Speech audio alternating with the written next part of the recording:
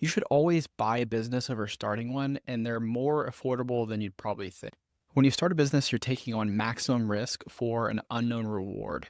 You're starting from absolute zero. You have no customers, no validation, no revenue, no proof that your product is actually working. Getting those first customers is brutal because you have no social proof. You have no one proving to other potential customers that your business is worth buying. And the product validation phase takes time, and sometimes you waste time and sometimes money too, realizing that your business idea just isn't viable.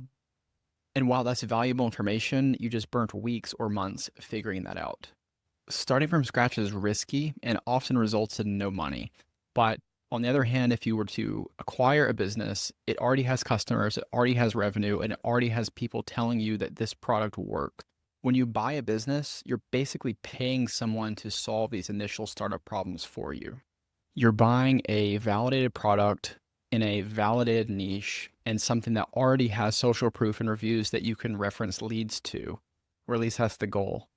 If you think about buying and starting businesses in terms of risk, when you buy a business, you're basically trading money for a less risky business. It doesn't mean there's no risk, it just means it is less risky. Rather than trading time and probably money too for a higher risk business that you start. Sure, buying a business obviously has its own risk too, but when you're buying a business, there's a reason why you're paying for it. It's because you're paying for less risk. There's proof in the past 12 months of revenue that you look at. There's proof that the customers are actually paying the subscription or the services that you provide. Versus if you go out and start a new company, you have no idea if or when you're going to get your first customer or when you're going to be able to actually scale and pay for overhead. In terms of cost, businesses can be bought for a lot less than you would think. You can go to a place like acquire.com or Flippa, and you can find businesses for as little as several $1,000s to as much as tens of millions of dollars. Obviously, the more you spend, the more customers and revenue and all of that you're going to get, and probably the less risk you're going to get.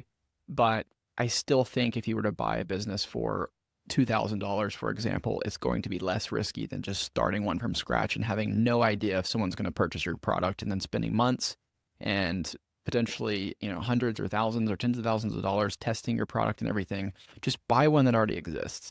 If you want me to dive deeper in this topic, let me know in the comments below. If you found this video helpful, give it a thumbs up and subscribe to follow my adventures around the world. I've been digital nomading for 9 years while I buy and build businesses that help fund my lifestyle.